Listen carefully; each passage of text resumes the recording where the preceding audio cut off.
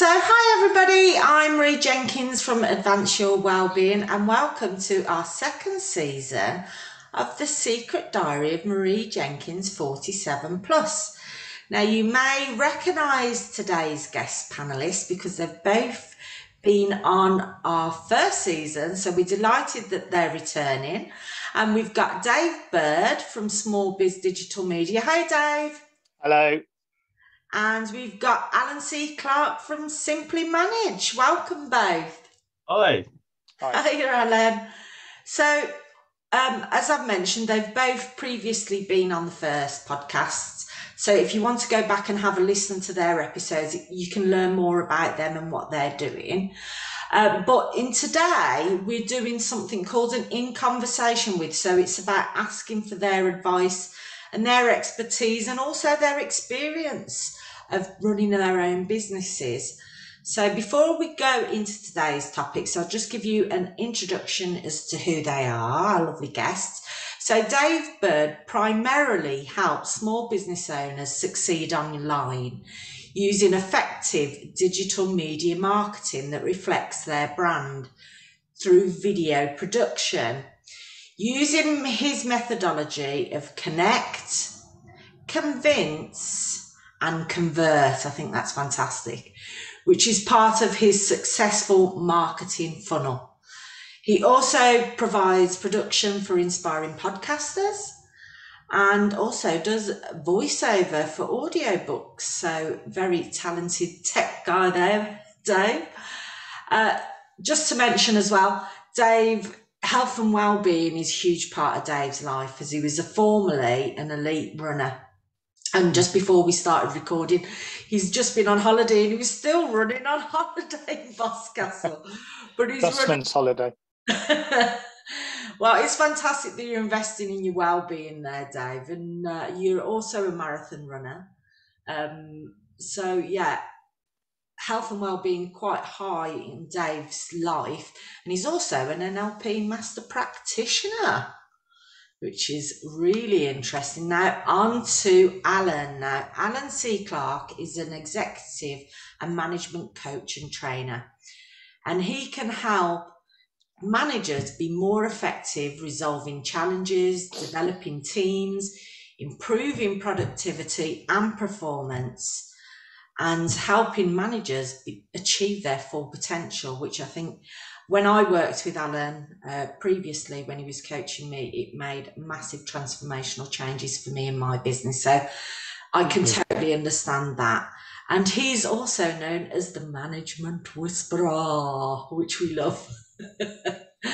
So on to today's topics. So the first topic that I want to talk to you both about is, what do you believe in your expertise to be the future predictions in startup space, whether there's emerging industries or anything like that? So Dave, can I come to you first? Yeah, sure. Yeah. Well, I think, and I would say this, wouldn't I, be in Small Biz Digital Media, but it's true. We're already in, we're not just entering, we're kind of in a digital first world, but that doesn't mean, I think everything should be done in this format. Of course I don't. In fact, the irony is, speaking personally for my business at the moment, most of my work so far has been very thankfully received, through networking, and a lot of it's been face-to-face, because that connect, convince, convert isn't just a nice way of arranging C's. You do have to nurture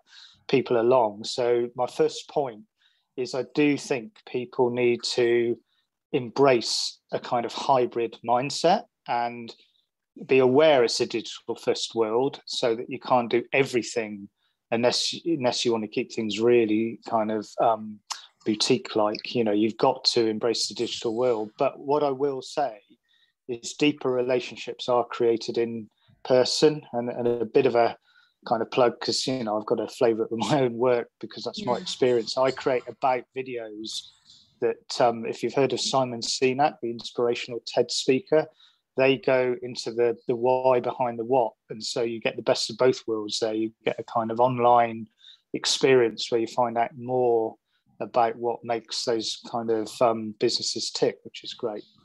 So that's the first point. I've got a few quotes. Have I got time for that, or should we move on to Alan? Yeah. Yeah. Well, as you know, I'm very inspired by creative people, and I include Albert Einstein in that as well, because he was creative as well as fantastic at physics. And he came out with a couple of great quotes, which firstly make everything as simple as possible, but not simpler. And we live in a frantic, busy world where you can be stretched in all directions, and you don't know whether you're starting or stopping. And I always think about that, and always go for simplicity, but try not to be ignorant, if you know what I mean, because simple can be profound if you're very, very focused on what you do. So I absolutely love that. It's a good grounding check, because we can all get overwhelmed in the startup field. And then, of course, I'm going to interpose before the second Einstein quote with, you'll laugh at this because of my obsession with Bob Dylan, but, anybody starting out, the greatest singer-songwriter in the world says, know your song well before you start singing. And in that respect, I believe that you've got to have a very clear idea about what your USP is, and that's unique selling points. You've got to know your very specific niche, because if you say that you're trying to be there for everyone, you're there for no one. I know it's becoming almost a cliche, but it's worth saying. And you've got to play to your strengths. I play to my strengths. I don't try and say, oh yeah, I do videos and I can go out and do weddings and I do a bit of real estate, because I don't. Those sort of things don't interest me, so I don't go near them. And I serve small businesses, and even within that, I'm actually trying to focus more on the coaches and wellbeing sector, because that's my passion, because of my background. So that's that. And then the final quote from Einstein is, it's good to know your song well before you start singing, but so you don't think everything has to be ponderous, and you take Kate Bush apparently once took 12 years to do an album because she wanted it to be perfect, and she can get away with it because she's a genius as well as Dylan. But we have to move quicker than that. So what I would say is fail fast, and here's the Einstein quote, remembering that insanity is doing the same thing repeatedly, expecting a different result. So if you're going to try different things out, get them done quickly, realize which ones are goers, and then go with them. I absolutely love that. And I think you're absolutely right. If you're going to move into the startup space, it's a huge learning curve. And while we want to embrace technology, like you've said, because that is such a growing industry, you also have to be very acutely aware of your well-being in terms of sort of, finding your niche, being very specific and being very focused. So I totally agree. Alan, I know you mentioned to me previously about tech. What's your views in terms of future predictions in startup space? Well, it's obviously one of the areas is going to be Dave's speciality of video is going to be on the list. But one of the things that's on its way is 5G, and certainly if somebody's starting up, they should be looking at the possibilities, especially if you're in Worcestershire, which is leading the way in 5G. Looking at your tech to make sure that you're keeping your up with the latest trends, that rather than having to change things later on, which can be more time consuming and expensive. I think the tech side is really, really important. However, I agree with Dave here on the people side of it. I think one of the big things that, and actually where you can get lots of help, is having a community or a network that you belong to, which supports you. I was reading a piece by Warren Cass from the hivemindthinking.com about support networks, and he goes on and produced quite an intensive study of that. And it doesn't matter how good your tech is, if it's the wrong tech, and it's got to be appropriate for what you're doing. And that's where your support network can come in, and conversations with people that are in your community are going to be ways in which you can try out your ideas. And actually, I think one of the things that's vastly underrated is talking about your ideas to people, because you verbalizing, I think, enables you to work through your own thoughts. What else was I going to say? Well, can I just pick you up on that, Alan? Because I totally agree. I mean, we both do a lot of networking, and I know we've got Milk One Sugar that we go to with Steve Pitt, and Julie King runs the Worcester Business Breakfast Club, to name but two. But I totally agree with you in terms of like having people as sounding boards, and that nicely leads on to what I wanted to ask you, was in relation to people skills. So you've sort of mentioned about being able to talk and share ideas, and obviously you're a coach, so can I ask you a bit more about that, like in terms of what sort of skills you think you need from an interpersonal skills perspective? I think it's too easy to be overconfident or underconfident on these things. You've got to build your experience, build your own personal approach to things that recognizes the contribution that other people can have. I think there's too much. You can have too much self-confidence, but I think having a listening and learning approach to your interactions with other people in your community and in potential customers is really important. Too often, and you see it all over the internet these days, don't you? And constant stream of people selling to you straight away, rather than listening to you. And I think listening is the basic skill. If people can't listen, then I think they're missing on a massive opportunity. At the risk of butting in and not listening, can I chip in there? Yeah. Because I have been listening intently to that, and that segs nicely, because we mentioned my 3 C's: connect, convince, convert, and my little bit for this interpersonal was in the convert, taking up the relay button directly from Alan there.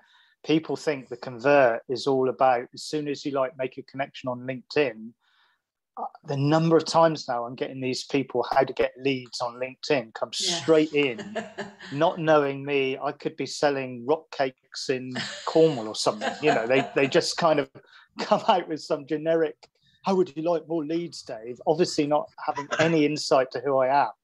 And I think the ability to have the interpersonal skills to do business without coming across as being too pushy or salesy in this convert part of the 3 C's is absolutely, talking about future pacing, is absolutely critical, because I really hope other people are seeing through some of these kind of LinkedIn almost scammers, and it's obviously on other platforms as well, because to craft an irresistible offer isn't ramming it down people's throats. It's actually doing what Alan just said.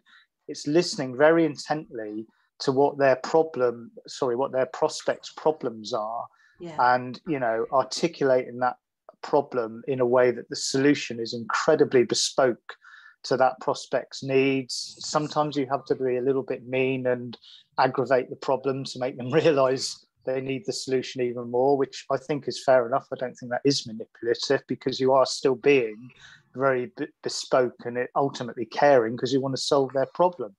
And then, of course, you then earn the right, because these 3 C's are all about earning the right to actually offer a deal. And then you make that deal a no-brainer one in terms of, affordability and something that really solves their needs. Yeah. Picking up on what Dave was saying there about these pitches to one on the internet, particularly LinkedIn, was it a couple of days ago now? I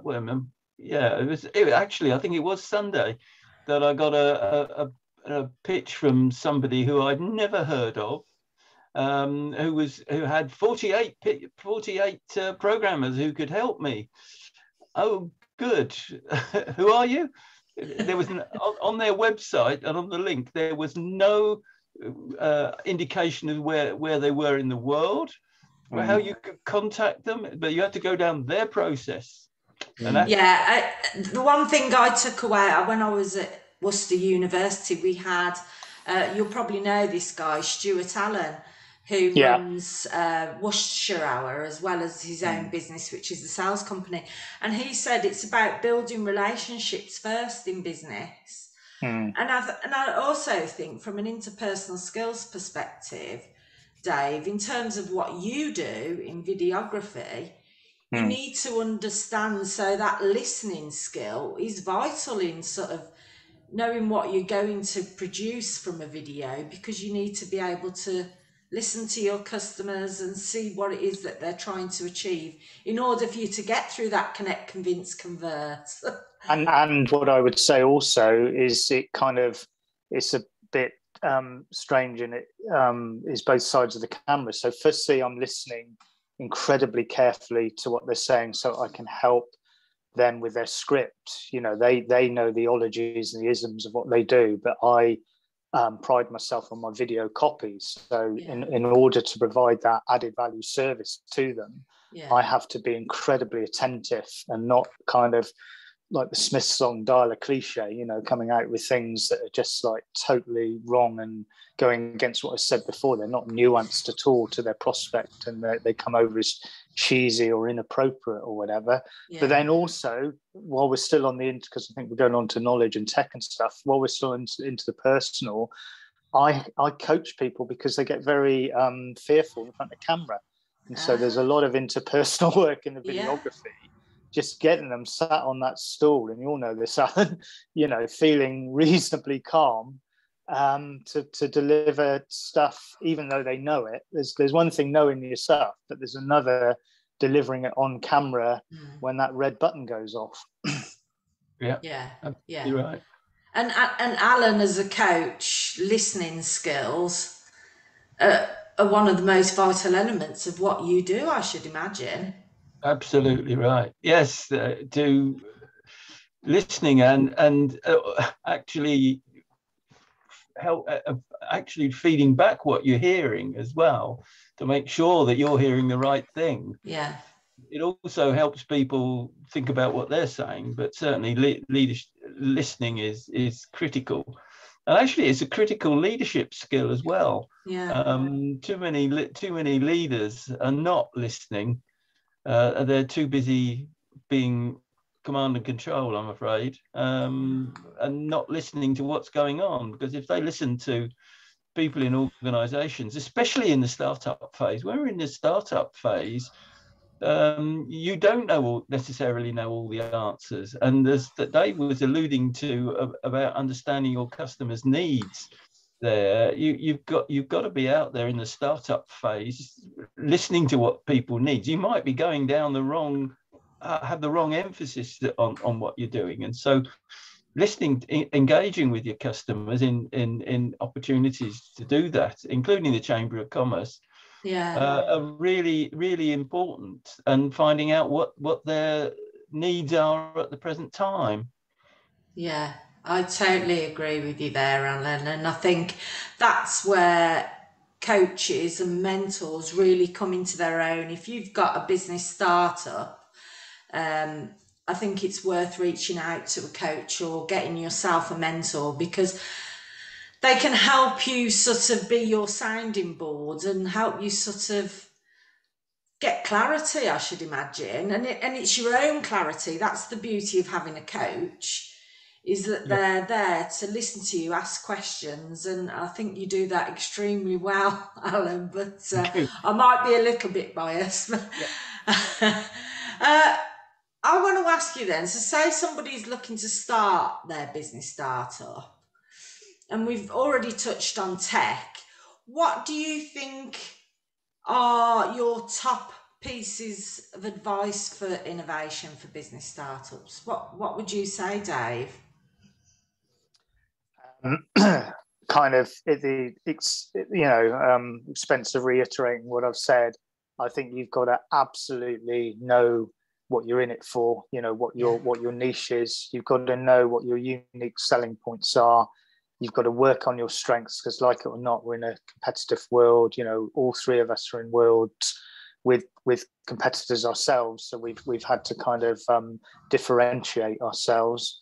And I would say you've got to, with your background, Marie, I think you've got to look after your well-being as well, because whether you're 39 or 59, burnout is a real problem. We live in a frantic world, and there's a lot of noise out there, and you need to be quite focused on what you do. So I don't know if we're coming on to this, but I had 5 kind of things that kind of illustrate that. So one is a scheduling tool, because that helps with automating things. It's such a simple thing, but just booking calls like this and one-to-ones and things, to not be faffing around with diary management fatigue is great. I would say, whether you're doing it yourself or whether somebody like me helps, video, as Alan said at the start, is very important. So some form of video editing software, a meditation app, or something like Headspace, or a productivity tool, I think people will overlook with all the other forms of tech.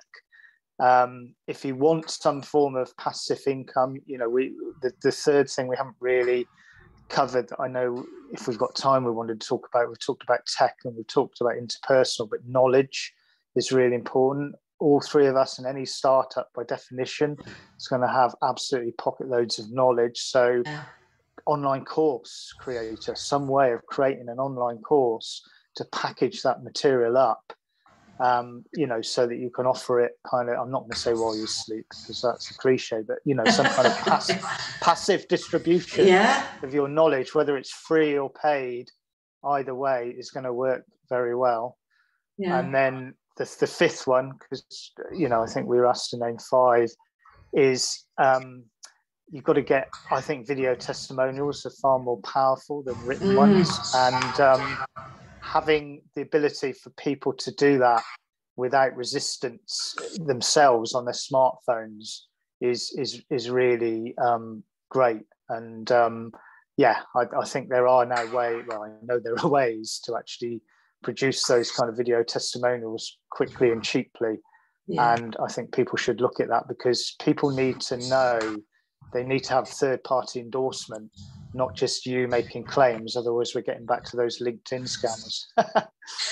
I totally agree. And once you've worked with a customer, it's something really nice to get that feedback, so that you can either adjust your services or improve them. Or so testimonials are really important.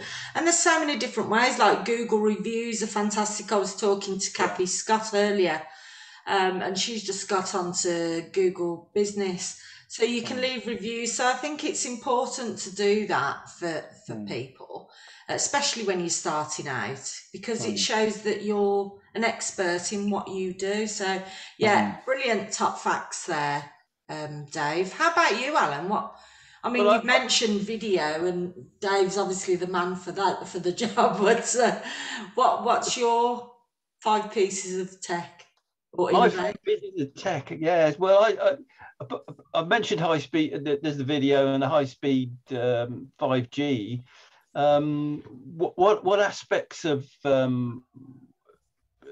recycling and sustainability? I know it's not quite tech, but I think these days, I'm very passionate about saving the planet, but the opportunities should be growing for offering something, perhaps some sort of technology that helps save energy. And of course, moving on, there's of course in terms of the internet, there's the Internet of Things. Are you able to help people with that? With what you've got? And then there's robots and cobots. In fact, it might sound strange, but apparently hospitality are beginning to use lots more automated providing of services to people. So there's that. But of all of these things, there's something I wanted to pick up on from what Dave was saying there, as it prompted me, was to say about learning. One of the big mistakes that are made and it applies particularly to technology and learning about it.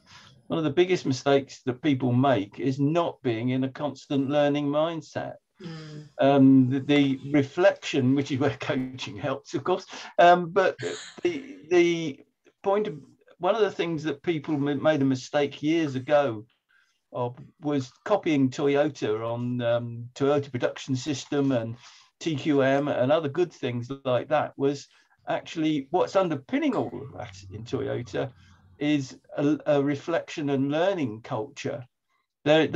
What they do is a result of reflection and learning.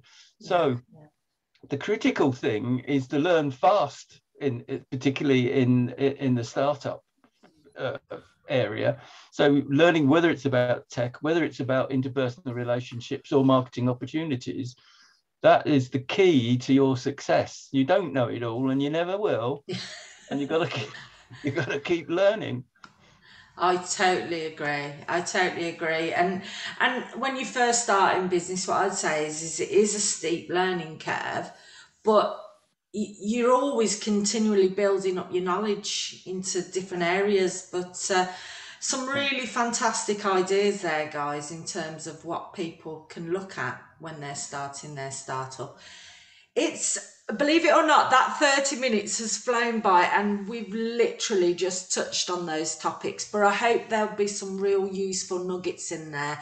I think for me, what I found is tech is the way, but making sure that you're focusing on your well-being.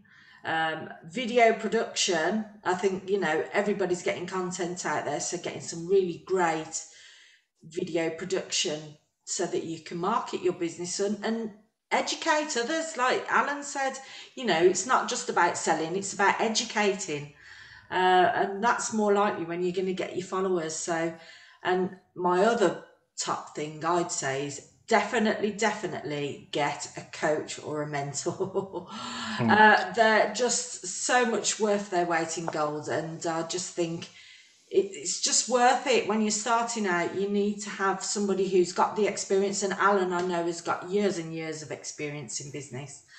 So I think, we've sort of said about networks, and I think they're hugely valuable, and we're very fortunate. I know you guys are part of the family business practice, which is another networking, and we're very fortunate in Worcestershire to have such an incredible networking community, and hence where I've met you both, so it works.